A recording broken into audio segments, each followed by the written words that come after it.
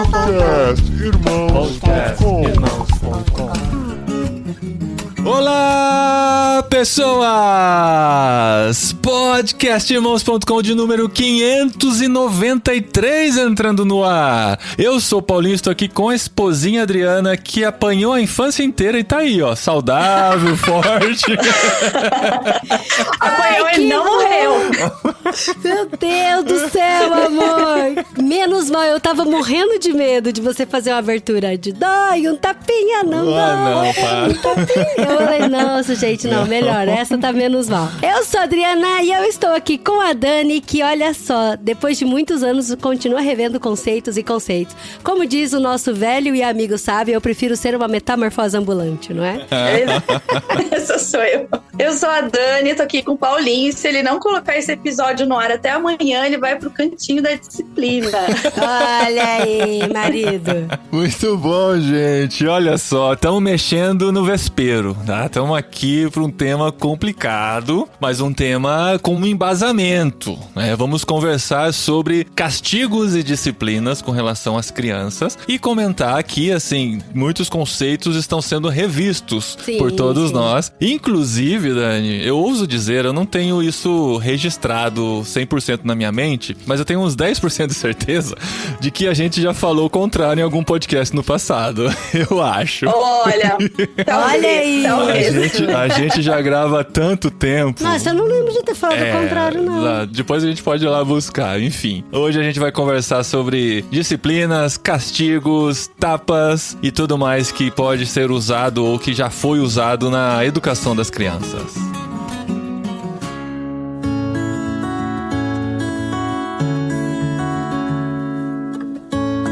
Muito bom, Dani, que legal, depois de tempos, como eu tava dizendo, faz muito tempo que você grava com a gente, mas também faz tempo que você não grava, né? No ano passado a gente gravou um sobre o machismo, foi legal. A formação do machista ficou muito legal. Machista, verdade. Recebemos umas burdoadinhas? Recebemos. Faz parte. Sempre recebe, né? Não tem como. Esse tipo de tema não tem jeito. A gente vai ficando calejado, né? Isso aqui a gente tem que estar preparado também. Por quê, gente? Ó, a gente tem que dar um contexto pra todo mundo que tá chegando. Pode ter gente que tá aqui que não cresceu num contexto cristão, num área evangélico. Pode ter gente aqui que foi criado de maneiras muito diferentes de todas que a gente, né, pode imaginar. Enfim, tem de tudo aqui. Tem gente que cria filhos de um jeito, tem gente que cria de outro. E a gente não tá aqui pra dizer como você deve criar seus filhos. Nós estamos aqui pra conversar sobre conclusões que temos chegado nos últimos anos, principalmente a Dani, que tem estudado muito sobre isso ultimamente, né? Neurociência, psicologia. Dani, você começou a estudar psicologia, a gente já tinha gravado alguns podcasts, né? Depois você fez toda a sua parte de estudos, agora formada, atendendo e continua sendo cristã, né? Mesmo fazendo psicologia, né, Dani? Olha aí. Continuo sendo cristã. Não abalou a minha fé. Abalou um pouquinho no meio do caminho, mas foi uma causa pra melhorar, pra evoluir. Mas eu comecei a estudar psicologia, meus filhos já estavam um pouquinho maiores, assim. E quando eu comecei, eu ainda acreditava piamente nas palmadas. Eu ensinava as pessoas sobre isso, assim. Então foi um processo bem longo de desconstrução. É importante a gente dar esse contexto também de que nós, como pais, tivemos a nossa criação como filhos. Depois, quando fomos nos tornarmos pais, nós estudamos muito sobre isso. Conversamos com gente, tivemos aconselhamentos, tivemos discipulado. Lemos diversos livros sobre criação de filho. Inclusive livros que falavam coisas completamente diferentes, né? O que a gente leu? O Nana Nenê. A gente leu Nana Neném, Pastoreando o Coração da Criança, Educando Meninos, Criando Meninos. E tem o Criando Meninos, que não é cristão. E eu gosto mais, inclusive. Eu gostava na época, né? Agora eu já não lembro mais direito. E tinha um que era o Encantadora de Bebês. Sim. Que era a concorrência do Nana Nenê, né? Não era? Era a concorrência do Nana Nenê. Eram métodos diferentes e tal. E tinha um, era Educando Crianças Birrentas, alguma coisa assim. Era alguma coisa a assim. gente teve Nossa, tem todas as variações. E muitos livros com embasamento bíblico e tal. Enfim, a gente foi trabalhando nesse sentido para criar o nosso método e entre nós conversamos muito e tomamos algumas decisões nesse sentido. Eu acredito que você também, né, Dani? Passou por todo esse processo. Foi muito parecido, assim. Lia demais. Sempre gostei muito de ler. Então, me informei muito, assim. Eu lembro do livro A Mágica do 1, 2, 3. Não sei se vocês conheceram. Eu acho que sim, conheci. Esse é a mágica do 1, 2, 3, é que se você precisar depois do final contar 1, 2, 3, é porque já não tá funcionando? Tipo, meio que a conclusão do livro? Eu lembro que ensinava assim, não pode chegar no 3. A criança isso, vai ouvir pode. Quando ela ouve o 2, ela já para de fazer a coisa errada, porque ela já sabe o que vai acontecer no 3.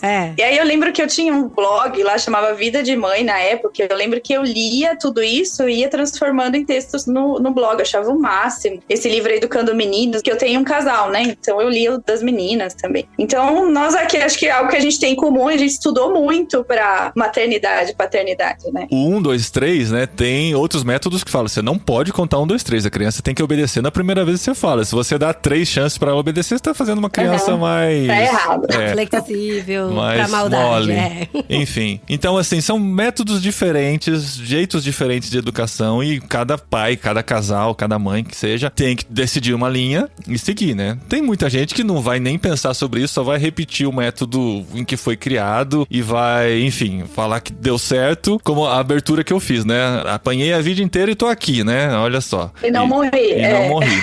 Então, vou repetir esse mesmo método. Mas com o tempo, tendo filhos e vendo as respostas também, né, empiricamente dentro de casa, o que funcionava, o que não funcionava, ouvindo outras pessoas, conversando com cristãos também, que através da Bíblia conseguem entender o que é a disciplina, nós fomos começando a rever um pouco esses conceitos e trabalhar de maneira diferente na criação dos nossos filhos. Acho que a gente sempre tem esse olhar, acho que tem muitos podcasts que a gente fala sobre isso, principalmente os literários, que quando a gente lê e a gente estuda, a gente sabe que a teoria é uma coisa e a prática muitas vezes não é igual, né? E a gente retém muito conteúdo pra gente não partir do zero, não partir do nada, mas na prática a gente vai cada dia, cada passo que a gente vai dando, a gente vai avaliando se aquilo que a gente leu é assim mesmo, se o nosso filho se corresponde a isso e tal. Porque uma coisa que me incomodava em a grande maioria dos livros é que parecia tudo uma fórmula mágica, sabe? Uma bruxaria, uma mágica, porque se você faz isso com o seu filho, ele vai dormir a noite inteira, se você faz isso com o seu filho, ele vai ser educado, se você faz isso com o seu filho, você vai ter uma criança que tem muita segurança e confiança dele mesmo e tal. Então parece muito fórmula de bolo. E gente, eu não acerto nem fazendo bolo, imagina se eu tiver que seguir essas fórmulas, sabe? E cada criança sendo tão única, né? É muito ruim você passar uma régua, assim, pra todas as crianças. Cada criança vai viver uma experiência diferente com o mesmo método, né? E o resultado nunca vai ser o mesmo, nunca vai ser o mesmo. Não, inclusive, eu tive uma frustração muito grande com o livro do Nana Neném, porque quando a gente lê o livro do Nana Neném, falava, não, porque o seu filho com 8 semanas já vai dormir a noite inteira e tal, né? E a gente percebeu que o André não dormia, o nosso filho não dormia a noite inteira. Ele tinha cólica, ele tinha muito gás e tal, tinha a personalidade dele, né? E, gente, assim, me doía demais, sabe? Porque aí a gente começa como pais a se cobrar de, será que a gente está fazendo errado? Parece que toda vez que nasce uma mãe e um pai, nasce também o dedo julgador pra nossa cara, né? De que se a gente tá fazendo certo ou se a gente tá fazendo errado. E aí você vê que, na verdade, não, é que o método, ele coloca todo mundo dentro da mesma caixa. E às vezes não é assim, né, que funciona. Então a gente vira e volta, a gente continua se questionando com relação a métodos e individualidade e tal. E aí tem um livro que acho que nós lemos aqui em casa e vocês leram também, né? Nós já conversamos sobre isso. É um livro que ensina você usar o castigo físico com a criança, né? Chama O Pastoreando o Coração da Criança, é um livro cristão. Eu acho que ele é super vendido até hoje, né? Sabe que eu nunca mais pesquisei? A gente estudou esse livro no nosso grupo pequeno da igreja e vários grupos pequenos de pais com criança pequena também estavam estudando esse livro e era um dos mais vendidos, assim. Os nossos filhos não são tão velhos assim. Não são tão velhos. Então, e assim, eu levei muito a sério esse livro, assim, e comecei a indicar para todos os meus conhecidos. Eu lembro que a Raquel era bebê quando eu li. A Raquel hoje, ela vai fazer 18 esse ano, né? Então ela era bebê, eu tava lendo esse livro. E por muitos anos eu usei esse método somado à mágica do 1, 2, 3. Eu fiz um combo dos 2 livros, assim, criei meu próprio método. E aí eu usava e, de certa forma, funcionava. Eu coloco funcionava, né? Porque funcionar funciona. Se você quer criar uma criança obediente utilizando esse método do castigo físico, é igual cachorro. Se você for condicionar batendo, funciona. O ratinho do laboratório, né? Que se for dar choque nele, vai funcionar, você vai conseguir o que você quer, mas funcionar não significa saúde. Funcionar não significa que a criança está tendo um bom desenvolvimento, né? Então, por muito tempo, eu utilizei esse método aí da varinha. Eu colocava a varinha em cima da geladeira e era um chinelo, porque ele ensina assim, não usa uma peça de roupa sua, um sapato que a criança vê você usando, pega um separado, e aí a gente chamava ele de varinha, ficava em cima da geladeira. E aí fazia assim, 1, 2, e aí se no 3 não obedecesse, levava uma varinha no bumbum. E aí, dependendo da gravidade, uma varinha ou 2. Eu não lembro se tinha a terceira, para casos muito graves, acho que nunca chegou a 3. Era um método de bater com um certo autocontrole, né? A gente não saía batendo enlouquecidamente. Eu acho que foi uma evolução se a gente for pensar na minha experiência, por exemplo, como foi com os nossos pais e avós, que batiam descontroladamente, sem ter uma regra, um método, né? A gente deixou um pouquinho mais evoluído o método de castigo físico. Eu acho que, se a gente já falou sobre esse tema no passado aqui no podcast, foi nesse sentido. Sentido de vai disciplinar, faz com muito controle, né? Porque o problema da violência física nos lares é muito grande. É algo sério mesmo, de lesões até que acontecem com crianças, porque quando você abre a porta da disciplina física, você abre a porta para reações instantâneas. A criança fez alguma coisa que te desagradou, você pode virar um soco na cara, uma cotovelada, o que quer que seja, que vai acontecer. A partir do momento que essa barreira é quebrada, pode caminhar para esse sentido. Aí a instrução que se dá é toma muito cuidado, deixa o objeto de disciplina longe, para que quando você chegue até ele, você já tenha respirado, pensado direito, para fazer uma disciplina bem pensada e tudo. Eu acho que se a gente já falou sobre isso, foi nesse sentido no passado. Mas com o tempo, a gente começou a entender as coisas de maneira um pouco diferente. Eu lembro a primeira vez que eu vi uma postagem de alguém que eu confiava em sua opinião, falando contra a disciplina física, um cristão. Aí eu falei, peraí, mas isso não é bíblico? Tem cristão que pensa assim? Mas a vara não tá na Bíblia? Será? Será que ele tá se desviando também para essas filosofias modernas? Rebeldes. Né? Que será que tá acontecendo? Eu pensei a mesma coisa.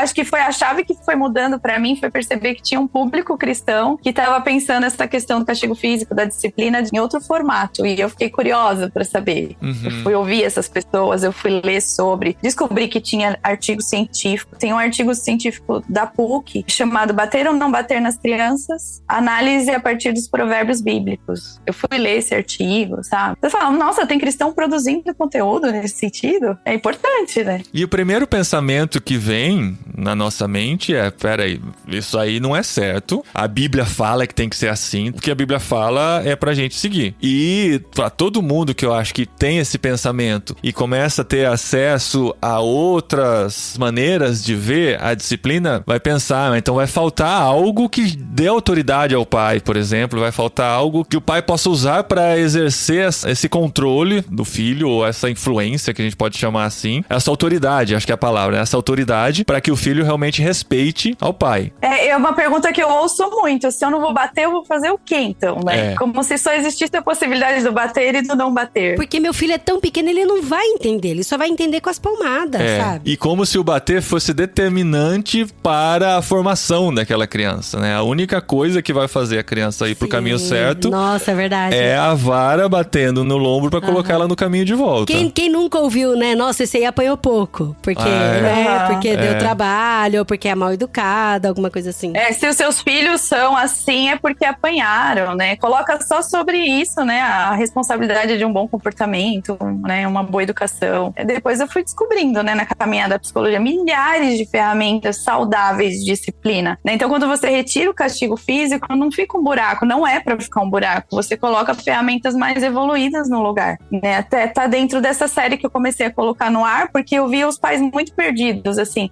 Eu entendi que o castigo físico não é um caminho legal, eu vou tirar. Mas eu não sei o que fazer. Fica um vazio ali. Aí eu vi os pais muito perdidos, aí as crianças vão ficando perdidas. Aí o pessoal fala, tá vendo aí? Tirou as palmadas? Olha como deu errado, como deu ruim, né? E aí eu pensei, então a gente precisa instruir essas pessoas que estão perdidas. O que a gente vai colocar no lugar? Até porque é super importante, eu acho que isso a gente já falou várias vezes em outros podcasts também, como é importante a criança ter um norte, ela ter parâmetros, ela ter segurança com relação a tanto rotina quanto regras, né? O ser humano, quando ele fica perdido se ele não sabe pra onde ele vai, qual é o caminho, o que é certo, o que é errado. assim, fazendo um paralelo muito ruim, né? A gente viu um filme e do filme teve um acidente aéreo e tal, e o avião, ele ficou fundado dentro da neve. E aí é muito louco, porque eu tava ouvindo um podcast sobre esse filme, do acidente do avião na neve, e a pessoa falou que às vezes o avião, ele roda tanto dentro da neve que você não sabe pra onde você vai. Porque você não sabe se você vai cavar pra cima, ou se você sabe se aquilo é pra cima, pro lado, por baixo. Às vezes você tá cavando o tempo todo pra lateral e só tá cavando neve, e você não tá vendo o oxigênio. E eu faço o mesmo paralelo com a criança, e até mesmo com o adulto, quando tá num lugar onde ele não sabe direito pra onde ele tem que ir, o que ele tem que fazer, quais são as regras. E a criança tá com o cérebro dela em informação. Então, se ela não tem um direcionamento, não tem regras, não tem rotina, não sabe o que é certo e o que é errado, ela fica angustiada. É com esse sentimento de eu preciso achar o oxigênio. Desespero. Né? Em psicologia, a gente chama isso de contorno, né? A criança, quando você fala assim, não vou mais bater, usar castigo e tudo mais, não quer dizer que não vai ter mais regras, limites e disciplina, que é o pessoal leva pra essa outra polaridade. Não é isso, é um caminho do meio. Você vai sim colocar regras, limites, você vai dar contorno. Eu uso essa analogia, uma analogia que você usou da neve, né? Que é muito legal, gostei muito. Eu costumo usar da água sendo derramada na mesa. Se você pegar um copo de água e derramar na mesa e não colocar nenhum contorno ali em volta, uma barreira, ela vai se espalhar, vai cair no chão, vai sair escorrendo. E é assim que a criança fica, né? No desespero, aí se ela não tem um contorno. O que são esses contornos? São os valores da família, são as regras, quais são os limites, a rotina, até onde eu posso ir e tudo mais. Todos esses recursos e ferramentas são mais evoluídas, se comparado ao castigo físico, ao castigo de vai pro cantinho pensar e tudo mais, né? Que é o que a gente tá acostumado, puxão de orelha, beliscão. Se você tem uma opinião diferente e ficou aqui até agora, aguenta mais um pouquinho que a gente vai dar alguns argumentos, principalmente bíblicos, sobre isso. Inclusive dos mesmos versículos que são utilizados para a utilização da vara como um castigo físico. Existem outras maneiras de ver esse versículo e que fazem mais sentido quando a gente pensa por essa perspectiva. E eu queria que a Dani nos ajudasse a entender um pouquinho como a vara é apresentada na Bíblia e como ela também pode ser entendida por nós. Então, eu vou te explicar mais ou menos como é que foi o meu percurso aí de desconstrução, porque há muitos anos atrás aí eu li esse versículo da vara, né, e não só em Provérbios, tem outros trechos bíblicos, e eu só acreditava 100%, é a vara, tem que bater mesmo, e é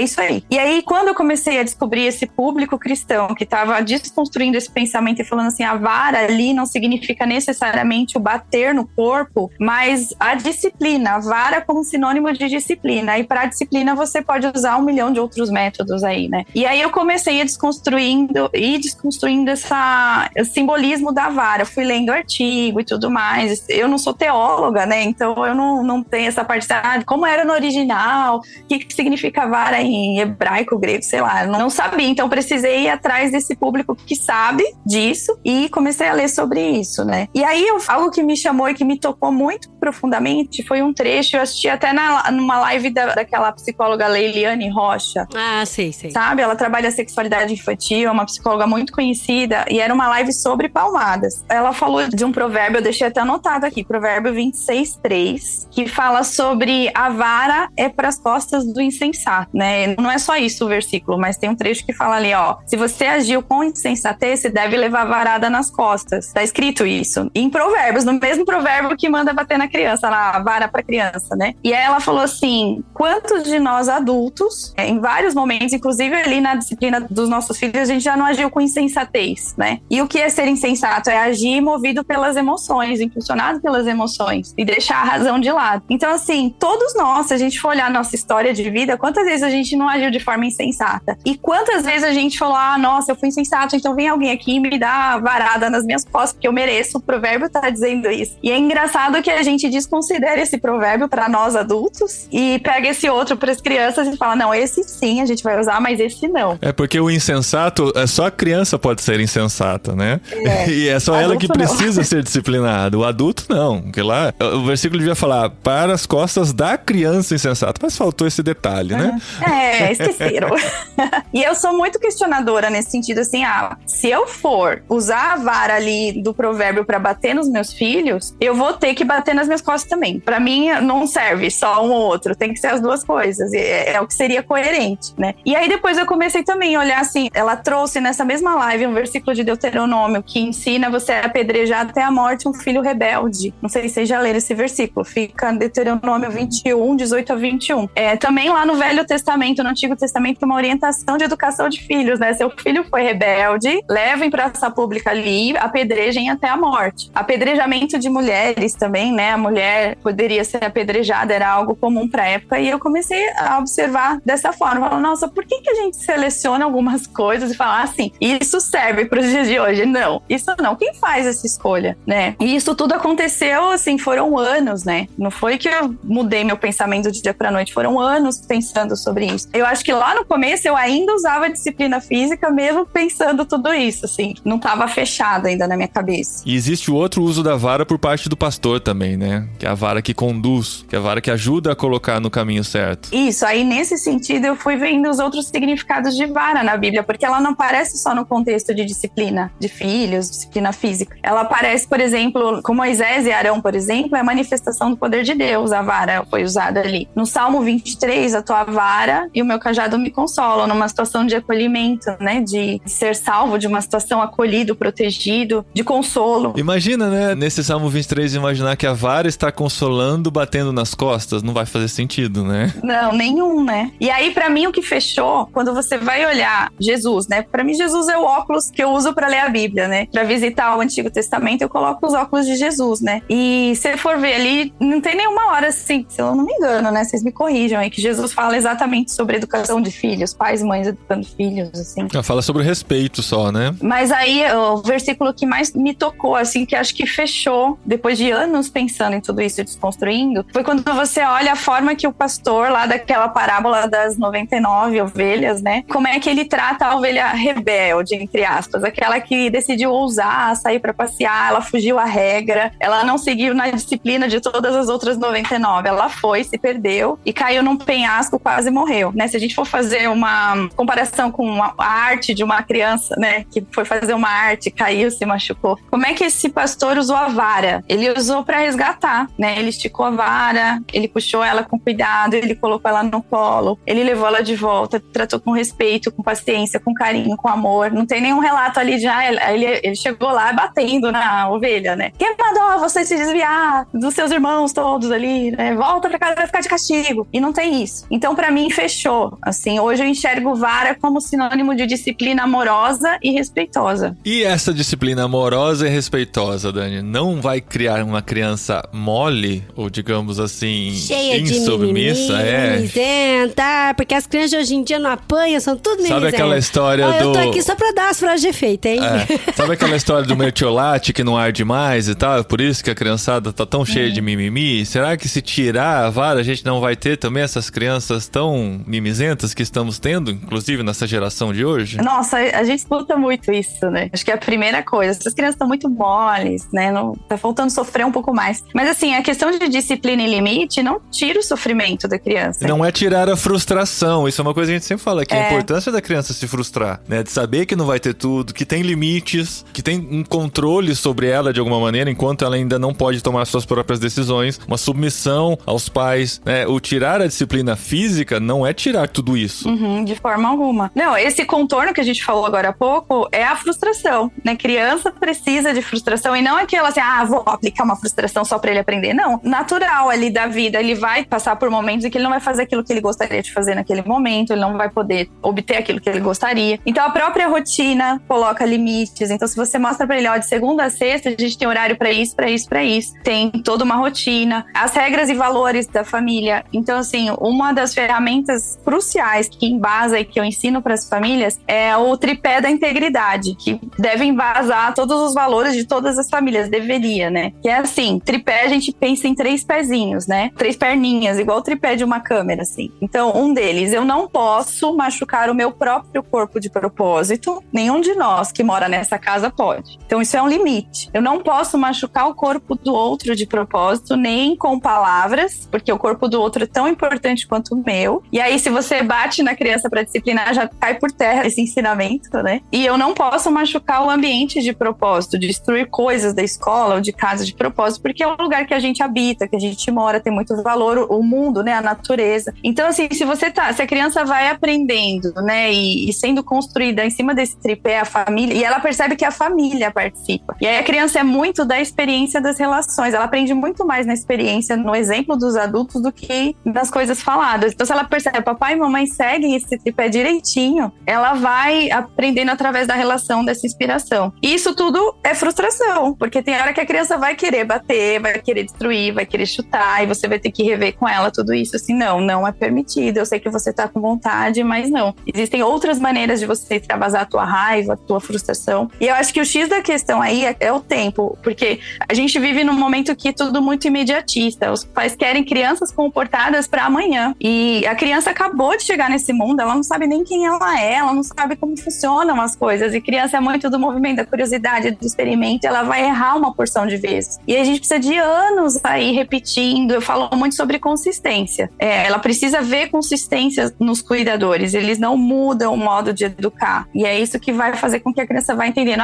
o mundo funciona assim. E aí, aos poucos, ela vai assimilando, internalizando. O problema é que os pais querem uma criança de 3 anos quietinha, educadinha, né? Que obedece todo mundo, que abaixa a cabeça. Aí não dá pra ser rápido. Uma coisa que eu aprendi também, e assim, eu sei que o livro Pastoreando o Coração da Criança tem muitas coisas estranhas, mas tem algumas coisas que eu consegui absorver que foram boas. E uma delas foi essa camada profunda que o ser humano tem, né? E a criança também tem essa camada profunda. E que muitas vezes ela faz alguma coisa e a gente acaba tratando a consequência daquela coisa que ela fez, sabe? Então, se ela mentiu, acaba explicando pra ela, porque mentira é pecado, a mentira é do diabo. Eu até falei, João 8,44 fala que o diabo é o pai da mentira e tal. Então, assim, a gente acaba tratando a mentira, mas a gente muitas vezes esquece de tratar a camada mais profunda, mas por que você mentiu? Por que você recorreu à mentira? Você tinha medo de contar a verdade? Que medo que você tinha de contar a verdade? O que aconteceu? Então, o que eu aprendi nesse livro, inclusive, foi que a gente tem que tentar entender o coração da criança, a origem das coisas que acontecem nela. Porque muitas vezes a gente tá tratando só a superficial, o que tá na camada mais visível, e a gente não tá fazendo as perguntas pra chegar no que tem no coração. Então, por que quebrou isso? Por que fez isso com o meio ambiente? Por que bateu no irmão? E a gente não pergunta, mas por quê? Aonde que tá a origem disso tudo? E acaba não tratando, né? É muito legal isso, gente. Eu uso isso na clínica, assim. Por exemplo, esse comportamento disfuncional de mentir, roubar, roer a unha, sei lá, seja o que for. A gente chama de febre. E aí você não vai ficar ali tratando só a febre. Você precisa ir na causa da infecção. Existe uma infecção por trás da febre. E aí, lá na clínica, por exemplo, você vai tentar investigar por que a mentira está sendo necessária nesse momento. E tem algumas crenças infantis, né? Como se nascesse na programação de fábrica da criança, isso. Todos nós. Eu preciso ser amada pelos meus pais. Eu preciso ser aceita, me sentir pertencente a esse grupo. Porque o ser humano é o ser mais dependente dos adultos para sobreviver. Um bebezinho, uma criança pequena não sobrevive sem os adultos. Se você for comparar com outras espécies aí, a gente precisa dos adultos por muito mais tempo, né, para se manter vivo. Então a gente tem muito isso. Eu preciso manter a relação com esses adultos aí. Eles precisam me amar, eles precisam me querer, preciso fazer parte dessa família. E a criança vai fazer tudo, o possível e o impossível, para continuar sendo amada. E às vezes o comportamento disfuncional aparece nisso. Então, assim, se eu falar a verdade, minha mãe vai ver um lado feio meu. Então eu prefiro falar uma mentira para que ela continue me achando legal, bonito, certinho. A mentira normalmente vem nesse contexto, assim, de manter uma imagem falsa para continuar sendo amada e aceita pelos diferentes grupos aí.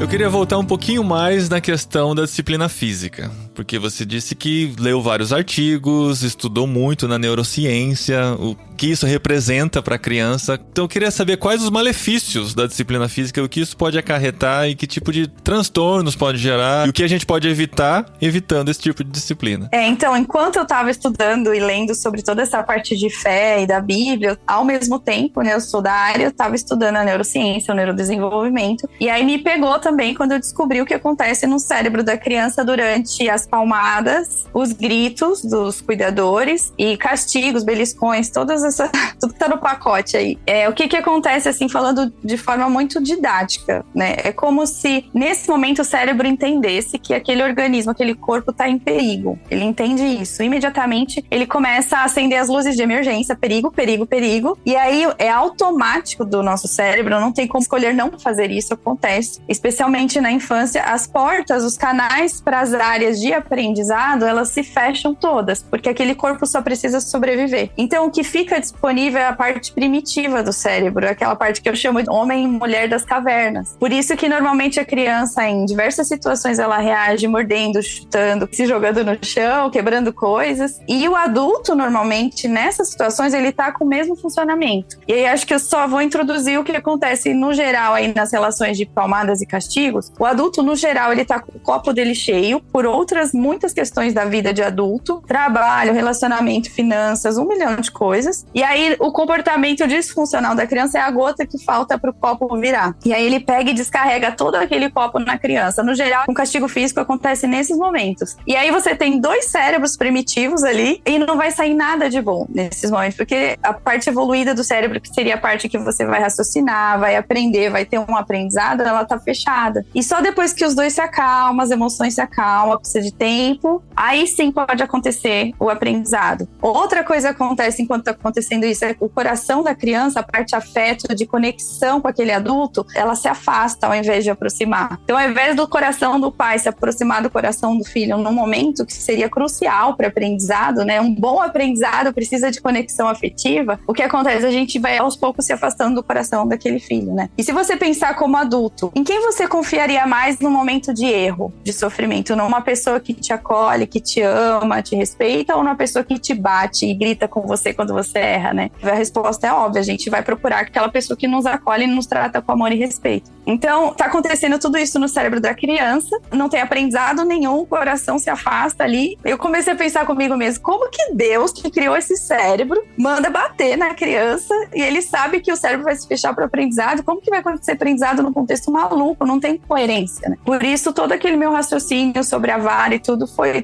se encaixando, assim, com os estudos da neurociência também. E no futuro, Dani, a questão de... A gente já falou sobre isso, inclusive, em episódios anteriores, sobre abuso, pessoas abusadas e abusadores. Como isso tem relação com essa fase da infância? O que acontece quando a gente utiliza castigo físico e fala que isso é amor, papai te ama, mamãe te ama, tô batendo porque eu te amo, essa é uma relação de amor, a criança vai entendendo que numa relação de amor tá tudo bem o castigo físico. Numa relação de amor tá tudo bem gritos, conflitos desses exacerbados, né? É assim que funcionam as relações de amor. Você tá ali achando que tá educando uma criança, mas na verdade você tá formando uma possível vítima, né? Uma provável vítima no futuro, ou um novo abusador, porque nesses contextos acontece ou um ou outro. Ou a criança vai se submetendo a esse tipo de relação e aí ela vai atualizando isso na vida adulta. Ela vai procurar relações que proporcionem esse tipo de relação, porque para ela isso é amor. Eu preciso ter uma dose de violência nessa relação, porque isso é ser amado. Ou de repente ela vai projetar tudo aquilo que aconteceu na experiência de vida dela numa nova pessoa indefesa lá na frente. Normalmente se torna um novo pai, uma nova mãe, ou um novo parceiro muito agressor, autoritário. Não tem um final bom para nenhum dos lados, né? Mas vai ter um monte de gente ouvindo dizendo: eu apanhei na minha vida toda e hoje sou uma pessoa amorosa. Minha vida toda não, né? Vamos dizer na infância. E hoje sou uma pessoa amorosa e isso não refletiu pra mim. Eu apanhei a infância toda e tô aqui vivo, tô aqui forte, não tenho traumas, né? Às vezes a gente acha que não tem trauma, mas estamos bem conscientes, né? Não tenho trauma, tô de boa aqui. Enfim, o que você tem pra dizer sobre isso, Dani? Porque a gente tem que cobrir todas as possibilidades aqui de quem tá ouvindo o nosso episódio. Eu digo por mim, Paulinho, eu apanhei, vou trazer a minha experiência pessoal aqui. E eu não tô criticando meus pais, porque eles fizeram aquilo que foi possível e eu sei que me amam muito. E não tinha isso que a gente tem hoje, todo esse conhecimento, né? Então eles fizeram o possível. Mas apanhei, eu e minha irmã, nós apanhamos muito, né? E em várias, se a gente for olhar o nosso histórico, adolescência, vida adulta, a gente se submeteu em várias situações, mesmo dentro da igreja, em relações abusivas e a gente nem percebia. Pessoas que tratavam a gente de maneira abusiva, na empresa, relação com o namorado, esse tipo de coisa, em que a gente era maltratado, não chegava ao castigo físico, de fato, um tapa, né? Não cheguei nesse ponto. Mas tiveram violência física, uma série de situações, né? Em que eu não conseguia nem identificar que aquilo, eu estava submetida a uma situação de violência, uma relação violenta, né? Precisaram anos aí de estudo e terapia para começar a identificar tudo isso. E não é só isso que ocasiona na criança. Quando você bate no corpo de uma criança quando ela erra, você vai desconstruindo a autoestima dela, você vai jogando ela lá embaixo, né? Então ela vai se tornando gradualmente uma pessoa muito insegura nas relações, naquilo que ela produz, naquilo que ela faz, muito insegura em relação ao corpo, muito crítica, né? Esse é um corpo que não tem valor, a autoestima lá no chão também. Isso eu vejo na minha experiência pessoal, e não só na minha, mas de muitas pessoas que eu conheço que apanharam, são cidadãos de bem, são pessoas éticas, éticas, corretas, mas tiveram muitas experiências em relacionamentos abusivos, tóxicos, e essa questão de muita insegurança naquilo que faz, nas relações, autoestima lá no chão, né? Então, assim, são tantas consequências ruins, negativas, e aí quando você compara com uma relação em que há disciplina positiva, você previne tudo isso. Você continua trabalhando para formar um cidadão consciente, ético, empático, justo, correto, responsável, só que de uma forma sadia. E a gente se policia pra isso, porque é claro, né? Nós não somos pais perfeitos, eu falo muito isso por mim. Eu tenho uma personalidade muito forte, principalmente se eu tô com fome ou com sono.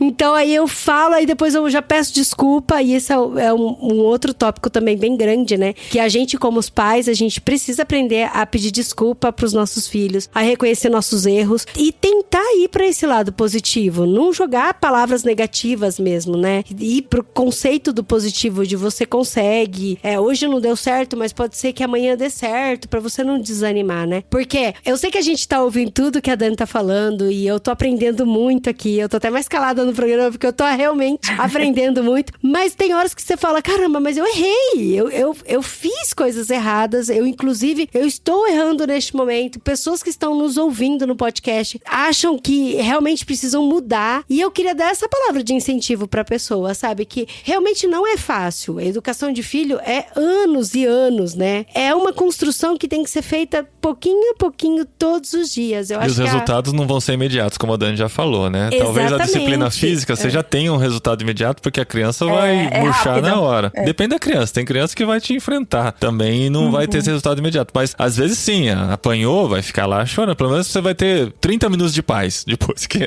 a criança apanhou, né? É um resultado imediato. Agora, uma conversa, esse trabalho constante, né? É igual a gente fala sempre sobre acesso a filmes e a livros e tal. É muito mais fácil você proibir do que você estar junto, acompanhar, conversar sobre aquilo. É mais trabalhoso, né? Então, eu acho que a chave de tudo isso, né, é importante ter persistência, continuar fazendo, persistindo, ter consistência também, sabe? Você não ficar mudando toda hora o seu direcionamento, as regras da família, ficar mudando toda hora, não, isso pode, agora não pode mais, aquilo podia, agora já mudou, sabe? Ter consistência no que fala. Isso. E também reconhecer quando você tá errado, sabe? Muitas vezes a gente fica irritado e fala coisas que não devia falar, porque a gente não é perfeito também, de chegar e abraçar o filho e falar, olha, me perdoa, eu não devia ter falado isso pra você. A mamãe falou isso pra você, mas a mamãe não acredita nem um pingo na palavra que a mamãe falou. Eu quero te pedir perdão e tal. E, gente, tudo bem, a gente é ser humano, sabe? O mais importante é não largar, né? É um ótimo exemplo, assim, você saber que você vai errar, né? Então a gente não tá falando aqui de um cenário de famílias que vão ser perfeitas e pais perfeitos. A gente tem que considerar o erro o tempo todo. Então nós, como adultos aí da relação, nós vamos falhar, ok? A gente não tá trabalhando pra falhar, mas tá tudo bem. A falha, até pra esse tipo de aprendizado que a Adri falou, isso aí não é fraqueza,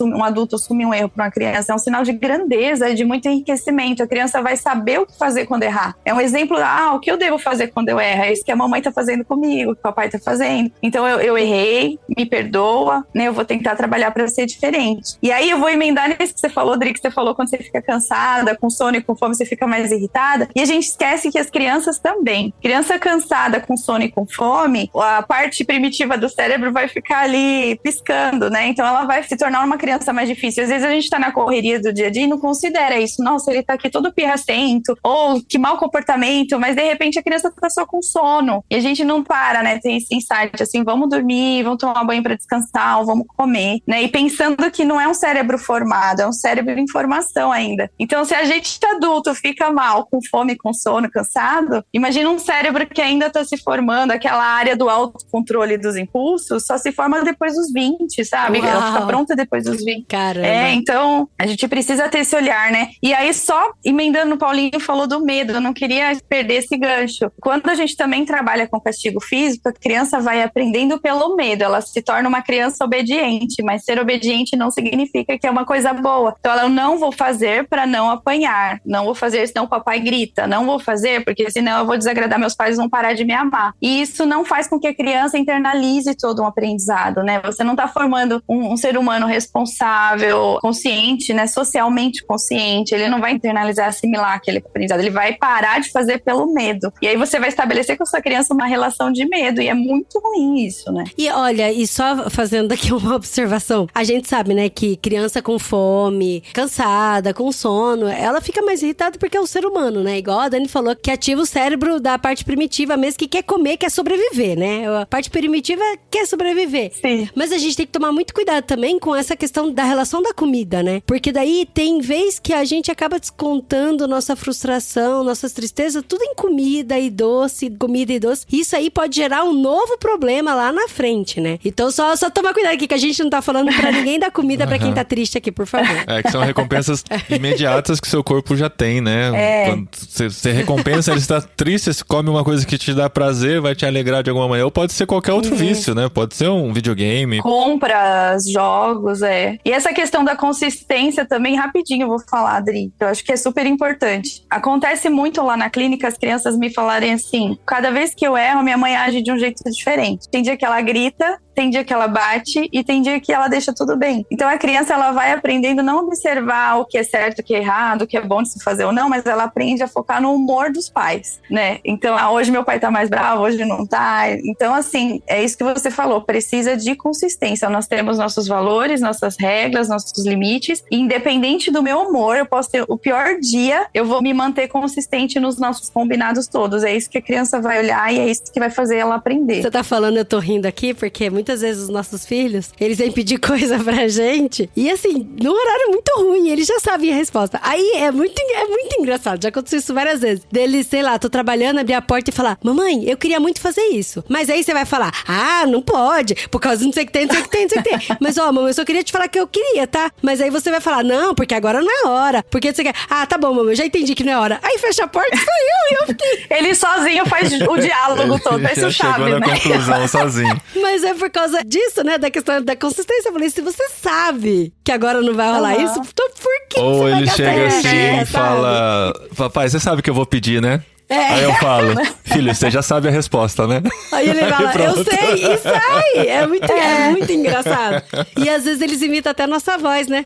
Porque daí você vai falar, não, porque não pode, por causa da hora, porque agora não, porque agora não pode comer chocolate, porque tá de noite. Que você eu já tô sabendo. E é essa consistência que vai fazer. E o tempo, né? São anos repetindo, né? Eu acho que uma coisa interessante de se pensar, a gente não bate em ninguém pra aprender, né? Você não bate num funcionário novo pra ele aprender as funções, se ele erra na empresa. Sei lá, o marido não bate na esposa se ela queimou arroz ou vice-versa, né? Se o marido estendeu a roupa errada no varal, ela vai lá e bate nele, não, né? devia, né, gente? Estamos concluindo assim no mundo ideal, né? Porque temos muitas situações que isso infelizmente acontece, né? É bizarro pensar em violência física em qualquer outro contexto de aprendizado. Aí, exatamente no ser humano que tá com o cérebro em formação, a gente bate, né? A gente machuca.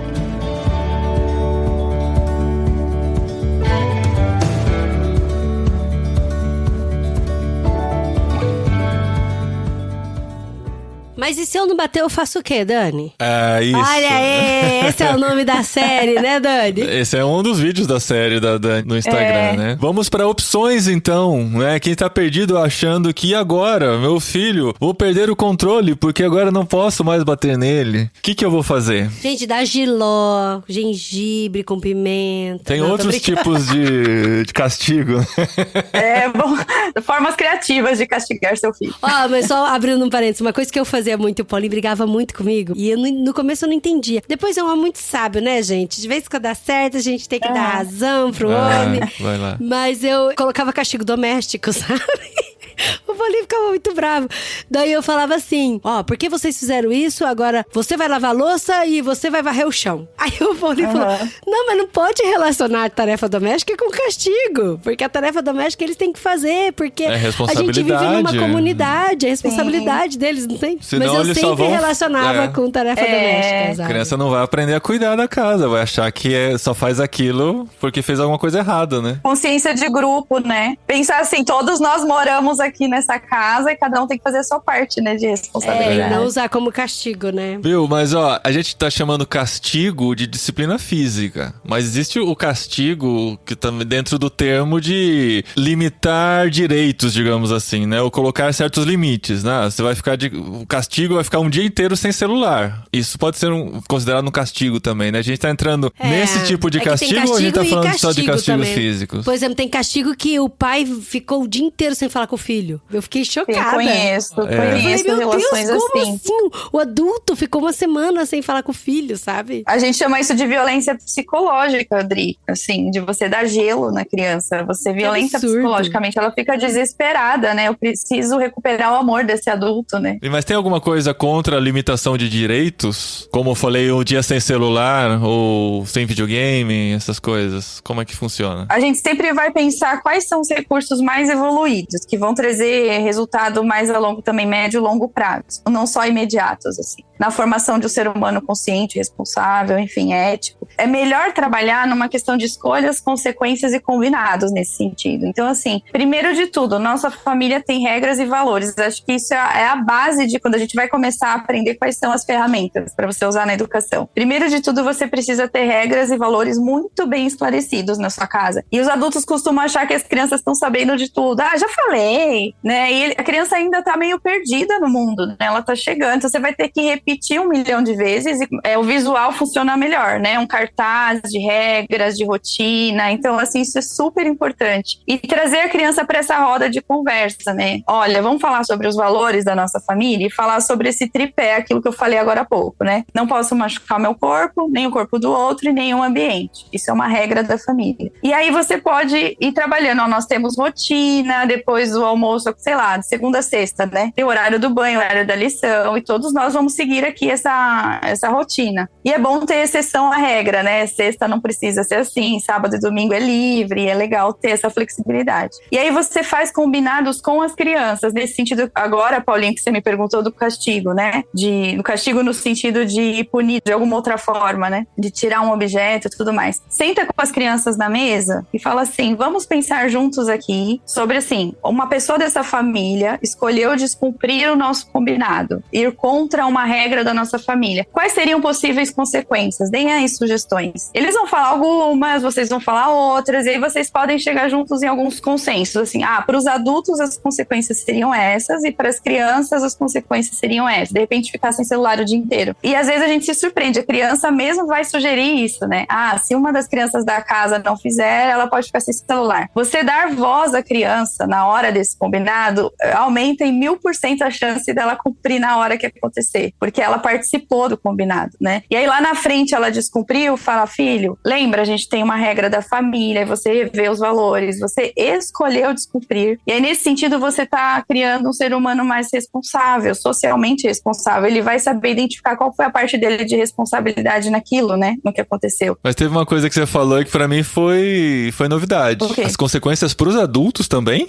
Sabe por quê? Porque pra criança, de repente, assim, o papai descumpriu, sei lá, ele tava com raiva, ele jogou uma coisa longe ou quebrou uma coisa da casa. Se a criança não vê que o adulto tá participando desse combinado, vai ser muito mais difícil que ela assimile esse aprendizado. Se ela percebeu o papai se exacerbou na hora da raiva e quebrou um objeto da nossa casa, e ele fala, filho, filha, senta aqui todo mundo, o papai descumpriu um dos nossos combinados, a consequência vai ser essa, que é ali da lista das consequências dos adultos. Se ele vê que vocês estão participando de tudo isso, vai ser muito mais rápido dele entender, nossa, eu faço parte desse grupo, eu sou parte dessa família, inclusive os adultos participam desse combinado, e tá todo mundo junto nessa. Olha, dá pra pôr assim, pegou o celular na hora da refeição, o pai, vai ter uma consequência. É uma boa essa, hein? É uma boa, assim, telas na hora da refeição, eu oriento todas as famílias que passam pelo consultório, jamais. Refeição é hora de um olhar no olho do outro, conversar como foi o dia, sentir o gosto da comida, a textura da comida, né? Focar naquele momento em conjunto ali. Então, assim, esses seriam os recursos básicos aí, o tripé da integridade, escolhas e consequências, valores e regras da família. Você seguindo tudo isso e tendo paciência de saber que não vai mudar do dia pra noite, que vocês vão errar e acertar várias vezes, se pensar aí num tempo médio, vou jogar um tempo médio aí,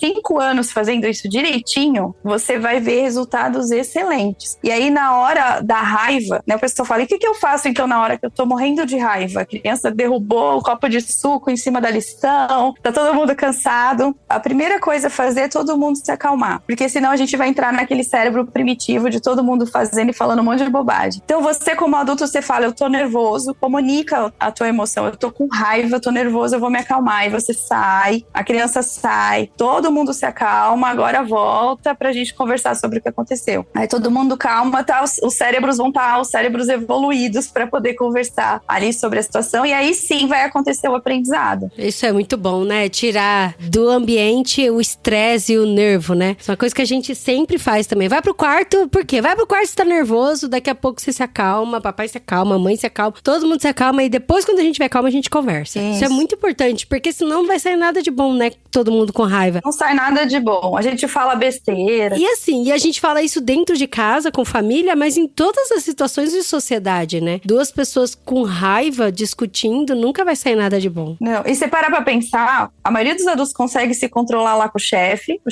deixa ele com raiva, ele se segura, ele se controla, mas em casa lá com o serzinho que ele mais ama, ele despeja, ele bate, ele grita, ele joga toda a raiva ali, né, naquela outra relação. Então essa de se acalmar é muito legal, até quando tiver todo mundo calmo, feliz e tranquilo, é a hora de vocês pensarem em recursos para se acalmar. Ah, o papai se acalma mais lendo livro e ouvindo música, a mamãe se acalma mais andando na grama, na natureza. Ou, por exemplo, o André e o Dani, como que vocês se acalmam melhor? Né? E aí a gente dá recurso para a criança. Pode socar o travesseiro, não tem problema. Tem uma massinha de apertar, você pode rasgar esse papel e deixa uma caixa ali dos recursos da calma. Aí na hora da calma fala, a gente tá nervoso, tá todo mundo com raiva, vamos se acalmar. Depois a gente volta para conversar. É o ideal, né? Precisa de paciência, de tempo, de consistência, persistência. Muito bom. Acho que tem muita ferramenta aqui já. Sim, sim. Muito pra gente aprender, pra gente crescer, pra gente instruir os outros também. Esse não é um podcast só pra quem tem filho, né? Pra quem lida com criança, pra quem é avô, avó, pra todo mundo, pra quem pretende ter filho ou trabalhar com crianças, conhecer esses conceitos são muito importantes. E tá aí também o Instagram da Dani, né, Dani? Os seus vídeos estão muito bons, a gente maratonou seus vídeos.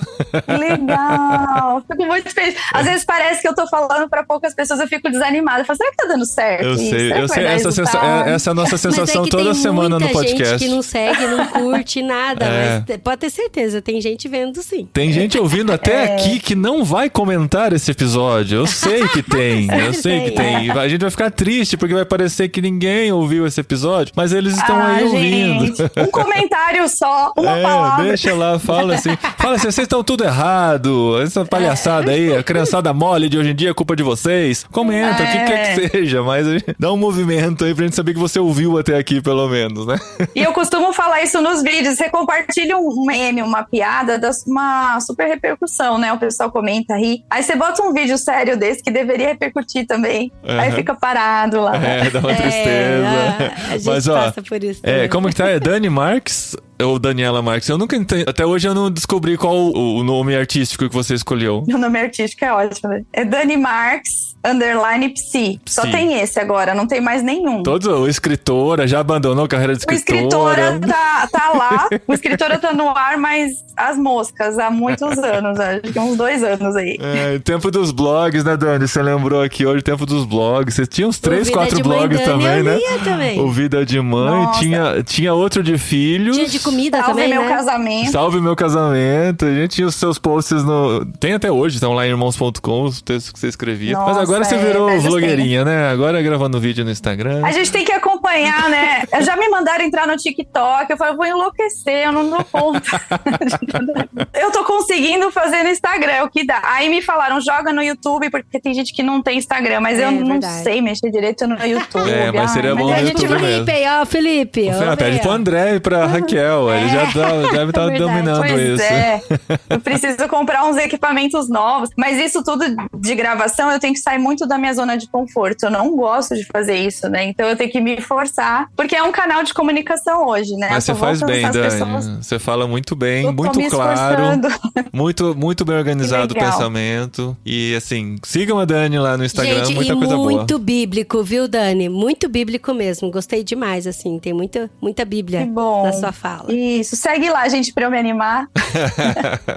Uma novidade, eu não falei pra vocês. Eu tô terminando um livro chamado Infância Protegida. Meu primeiro livro pra adultos agora. Olha, eu acho que a gente vai publicar no meio do ano, também falando mais sobre essa questão de prevenção e proteção ao abuso, como criar uma criança forte emocionalmente. Uau. Então, quando tiver pra sair, eu aviso vocês.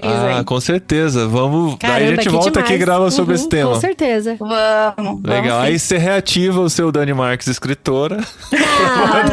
Não. Usa tudo no PC que tá bom. No PC. Só o PC. Aí eu fico num drama, porque eu quero postar coisa pessoal e eu fico assim, mas esse é profissional, eu não posso pôr coisa pessoal, mas eu não quero abrir um Instagram pessoal, eu não vou dar conta. Eu sei, a gente entende bem esse dilema. Muito bom, Dani, obrigado. Portas sempre abertas, a gente sempre traz você de volta aqui, que sempre tem tema novo borbulhando e temas sempre muito importantes como esse. Espero que inspire e faça muita gente repensar muita coisa na sua vida. E, gente, vamos acolher os nossos pequenos, mesmo quando eles estão com raiva, mesmo quando eles estão errados, acolhe, sabe? Abraça, respira e aí vamos ver as consequências depois, né?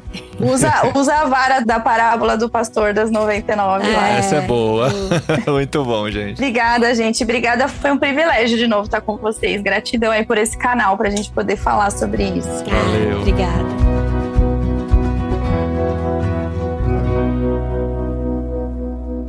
Recadinho! Legal. No programa anterior. Muito obrigado.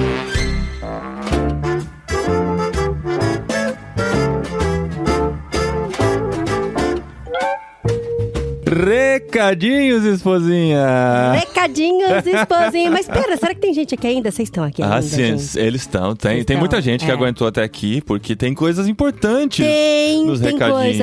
Tem. Não, mas sempre tem, na verdade. Sempre tem, mas faz tempo que não tem esse finalzinho. E esse tá atualizado, né? Como assim atualizado? Porque se a gente fala, sempre tem coisa no recadinho. Aí o pessoal fala, nossa, então eu vou voltar nos antigos pra ouvir os recadinhos? Daí já tá desatualizado. Não, mas o convite pras redes sociais, tá tudo lá nesses recadinhos antigos, mas tem redes sociais novas em que estamos, né? Antigamente a gente divulgava o número do WhatsApp pra você seguir, receber nossas notificações. Agora não estamos mais lá, estamos nos updates do WhatsApp. Então você entra em irmãos.com/zap, ZAP, tiozão do Zap mesmo. Devia ser irmãos.com/tiozão do Zap, né? Não, é só irmãos.com/zap. Você vai lá e vai ter as novidades de irmãos.com no WhatsApp também, na aba de updates, de atualizações. De canal, né? Gente, essa aba do WhatsApp até agora eu não entendi direito. Não, você tem que criar o hábito, né? A cultura. Você sabe que pra muita gente o WhatsApp é a internet, né?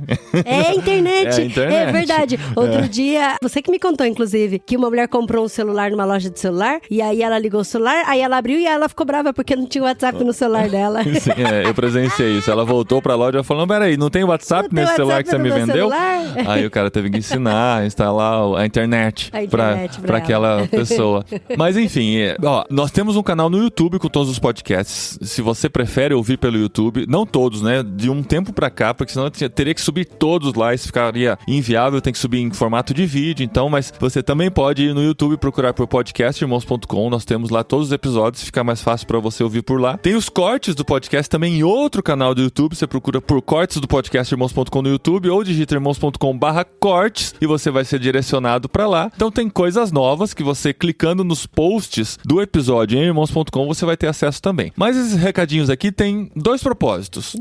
O primeiro deles é pra falar que a gente percebeu depois que terminou a gravação que faltou falar das ferramentas para trabalhar com crianças pequenas, que pode ser uma pergunta que vocês tenham. Porque a gente conversou durante o programa sobre aquela questão de você conversar e entrar num acordo com a família e tal, mas pra criança pequena isso não funcionaria muito bem, né? Porque eles ainda não estão cientes, né, de regras e combinados e tal. Estamos falando de crianças muito pequenas. Então lá no perfil da Dani no Instagram tem um vídeo chamado Ferramenta da Educação, Método dos 3/6. Então lá você vai ter uma dica também de como trabalhar o coração da criança pequena com esse método aí. Então outra ferramenta que a gente esqueceu de falar no episódio, mas o vídeo completinho está lá no Instagram da Dani. Além do que, a Dani também tem vários livros que ela publicou para esse público mesmo, né? Inclusive a gente já usou bastante os livros da Dani para falar com os nossos filhos quando eles eram bem pequenininhos. E gente, é muito bom mesmo, assim. Dá para você falar sobre pecado com eles, dá para falar sobre desigualdade, dá para falar sobre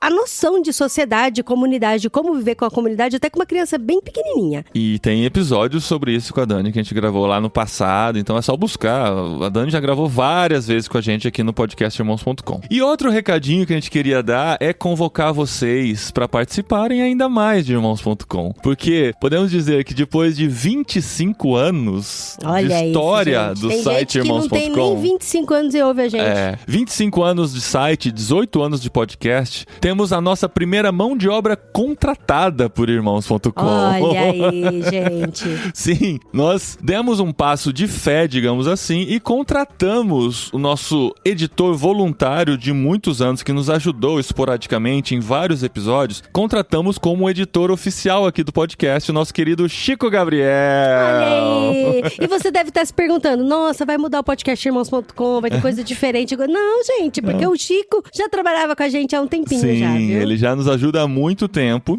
Ele faz a edição, me manda os arquivos separados por voz, a trilha, tudo. Eu sincronizo tudo aqui, reviso todo esse conteúdo para manter a cara, né, que eu já construí nesses tantos anos de podcast. Então ele tem me ajudado muito, ele desafoga uma grande parte da minha semana participando da edição. Eu tenho praticamente um dia livre para poder investir em outras coisas da semana, que é o tempo que eu gastaria fazendo essa edição. Mas nós decidimos investir nisso de fato, né? Pagar pro Chico fazer isso, porque ele é um profissional e a gente tem que profissionalizar as coisas e, enfim, não dá pra tudo ficar sobre nossos ombros. Pra gente crescer e conseguir produzir mais, a gente precisa de outras mãos trabalhando. E nós vamos pagar o Chico a partir deste mês de abril. Por isso que nós gostaríamos de convidar que vocês nos ajudem a suprir essa necessidade também de poder pagar o Chico devidamente, tá bom? Então existem maneiras de você participar financeiramente do nosso ministério. Se você se sente abençoado de alguma maneira, influenciado de alguma maneira pelo conteúdo que nós produzimos e quer fazer parte dele, você pode entrar em irmãos.com/cabine, escolher uma forma de participar, entrar em contato com a gente, falando que decidiu uma dessas formas, para nós colocarmos você na cabine irmãos.com, que é um grupo do Telegram em que a gente tem um contato mais próximo com os nossos apoiadores. Então, venha também participar da cabine e ajude nessa nova fase do podcast irmãos.com, um pouco mais profissionalizado, digamos assim. E se você acha que é um compromisso que você não pode ter agora, mas mesmo assim você quer apoiar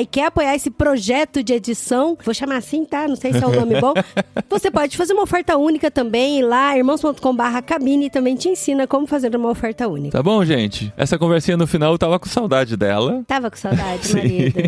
Pra agradecer mais uma vez pelo carinho, que as pessoas que nos acompanham nem sempre concordam com tudo que nós falamos aqui, mas param pra pensar pelo menos um pouquinho, e esse episódio com certeza vai fazer muita gente parar pra pensar, reavaliar algumas coisas e tentar trabalhar algumas coisas em sua vida, principalmente no relacionamento com as crianças. E olha, gente, eu quero muito ler os comentários de vocês, de verdade. Tem programa que eu fico super feliz quando tem comentário, mas esse eu quero mesmo saber o comentário de vocês, o que vocês acham, o que vocês pensam, se vocês concordam, não concordam, o que vocês acham sobre esse tema, esse assunto. Ou qualquer técnica que você utilize que tenha sido efetiva na criação de filhos, você pode compartilhar também. Quais são as formas de comentar? As 3 formas públicas de comentar são nos posts do Instagram, em que nós colocamos o episódio, cada episódio nós divulgamos lá num post, né, com a arte do episódio, tudo. Você pode entrar lá e comentar. Você pode comentar pelo Spotify no episódio deste programa. Você entra lá, comenta, aparece a notificação pra mim que eu tenho que aprovar cada comentário. Eu sempre vou aprovar todos os comentários, a menos que seja ofensivo. Comentário passivo-agressivo. Enfim, não, mas se você discordar também vai ser aprovado o comentário lá. E também pelo YouTube, pelo canal do YouTube. Se você entrar em irmãos.com/YouTube, você vai ser direcionado pra lá e dá pra comentar nesse episódio, tá? Os comentários podem ficar em 3 lugares diferentes, não tem problema, comenta no que for o melhor lugar pra você. Se você quiser colocar o mesmo comentário nos 3, pode ser uma boa também. Tem gente que pode fazer isso. Porque o fato de comentar faz com que o algoritmo entenda que aquele conteúdo é interessante e vai mostrar pra mais gente. Então, se você curte, comenta e compartilha nos seus stories, por exemplo, no Instagram, isso vai fazer com que o algoritmo passe a mostrar pra mais gente e o nosso conteúdo chegue a mais pessoas. E olha, gente, a internet é isso, né? Não tem jeito. Você tá na internet, você não chegou na internet ontem, você sabe que é isso. Tem post nosso, por exemplo, que ele é entregue pra muito mais gente, tem post que é entregue pra quase ninguém. Sim. E a gente fica, tristeza. Por quê, sabe? Deu um maior trabalho fazer esse programa, um conteúdo super legal e foi entregue pra quase ninguém, sabe? Eu falei, uau, então, mas é isso. Vocês que gostam do nosso conteúdo, curtem e estão aqui até esse finalzinho, nos ajudem a esse conteúdo chegar pra mais gente ainda, tá bom, gente? A gente se vê na semana que vem com Jet Lag, também com a participação do Chico na edição, e a gente vai aliviando um pouquinho o fardo pra poder investir em novas frentes aqui aqui do nosso ministério. Até mais, gente. A gente se vê na cabine. Olha aí, profecia. Hein? Esperamos todos vocês na cabine. Já pensou que bênção? Que se todo mundo que chegou aqui virar nosso apoiador, a gente vai conseguir fazer muito mais coisa por aqui. Valeu, gente.